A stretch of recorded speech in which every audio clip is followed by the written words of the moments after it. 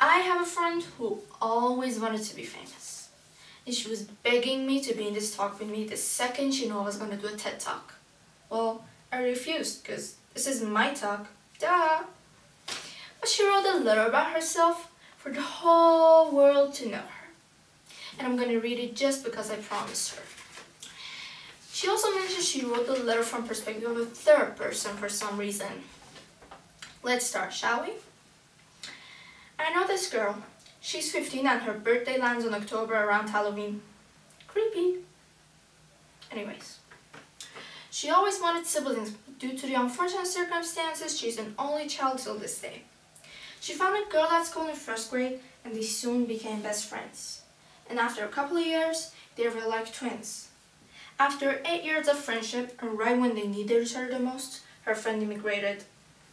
Well, let me tell you something. This girl is doomed.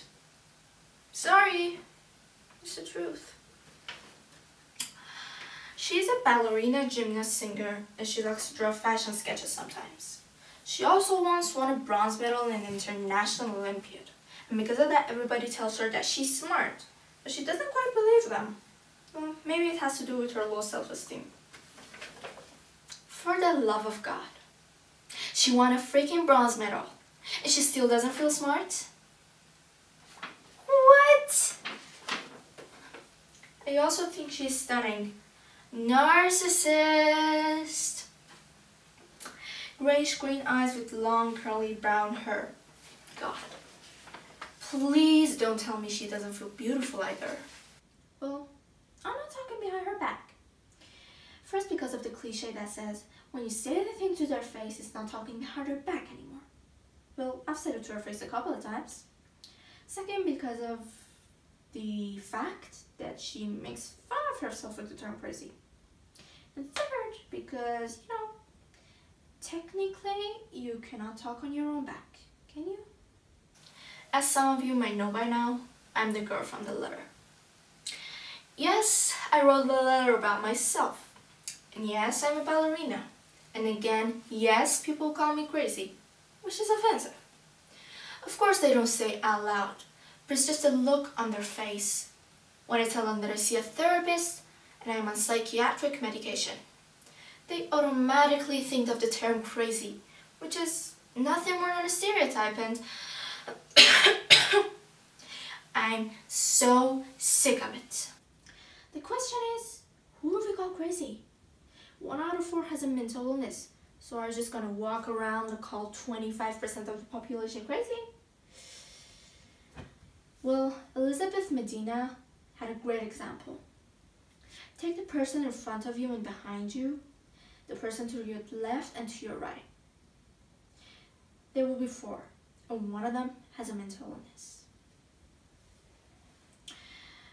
People with mental illnesses might not get the help they need in order not to be labeled as crazy. And the sooner you get treatment, the more the success rate of treatment is. Imagine someone who has depression. If they don't know that there's something wrong with them, or they're just too scared to get help, they might become suicidal. In the worst case scenario, they might commit suicide. I almost lost a friend last night to suicide. And I didn't know if she was alive or not till a few hours ago. She's alive. But people, it's life or death. It's serious. As an example of a mentally ill person, these are what was going in my mind the second I stepped on the stage. My anxiety was telling me, oh girl, what did you get yourself into? Everything that possibly could go wrong will go wrong. They're thinking about you, they're judging you. And it went on, racing, and I couldn't catch up with them. And my depression was telling me, you're worthless. You don't deserve to be here. The world will be a better place if you were dead. You should be dead. You're wasting everyone's time. And another voice was telling me, oh my god, you look so ugly and fat in front of all these people, and you're disgusting, and they're gonna get disgusted by your ugliness. You should go. You should be beautiful. You're not beautiful. You're ugly. These comments are harsh. especially when they come out of your own mind. Well, I'm about to reveal something that I kept a secret for too long because I was scared of what people were gonna think of me. But my secret's gonna be out there in a few seconds. I suffer from major depressive disorder, generalized anxiety disorder, obsessive compulsive disorder, and an undiagnosed eating disorder. My illnesses don't define me as a person. They're a part of me, but they don't define me. They developed over the course of 2 years, and I have felt terrible every single day of my life for the last 2 years. Just imagine what anybody with any kind of mental illness has to go through on a daily basis. It's tiring and exhausting. It's a constant battle with yourself that you keep losing. Here are a few sentences that people said about their illnesses. I'm not doing it on purpose. This isn't some attempt of rebellion, or a guilt trip, or me trying to punish you. It's a part of me, and it's harder to deal with than you think. I can't tell people about my schizophrenia because it freaks people out and some people may assume that I'm dangerous. I find myself requiring some kind of medication to calm me down when I have bouts of depression and anxiety. It's hard for them. It's so hard. We say stigma this, stigma that, but we're only talking about it over the surface. Nobody has ever talked about the underlying issue the stigma was made of because of that in the first place. And the reason is the term crazy. There is something that needs to be addressed right here, right now. It is completely okay if you have a mental illness. Would you be ashamed if you had cancer or a heart problem or a broken leg? Probably not. This is what keeps us from knowing the symptoms, and the lack of knowledge feeds into the stigma itself. It's a cycle. Voila. There are some chemicals in our brain named neurotransmitters, and their job is to get the signal from this brain cell to the other. An example of them are serotonin and dopamine. And when the level of those chemicals in the brain are imbalanced, some disorders may occur. And the medication that doctors prescribe actually regulates those chemicals in the brain. That's how it treats it.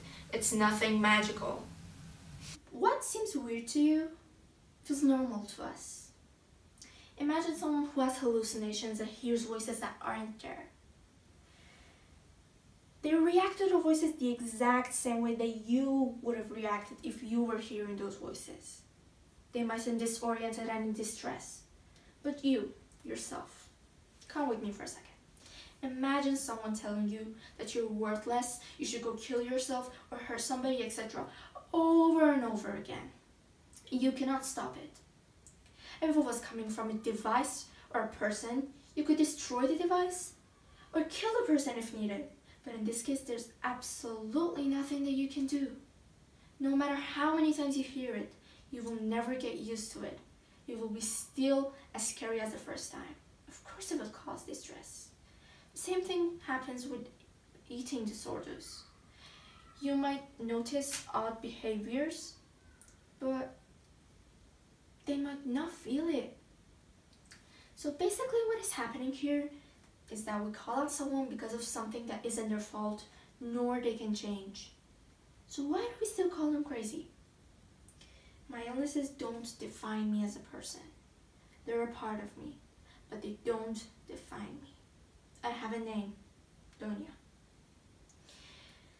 I love drawing, doing fashion sketches, psychology, and I'm a ballerina and gymnast. I am a daughter. I'm a friend. And most importantly, I'm a human. Don't call me crazy. I'm Donya Golriz from Kherad TED Ed Club.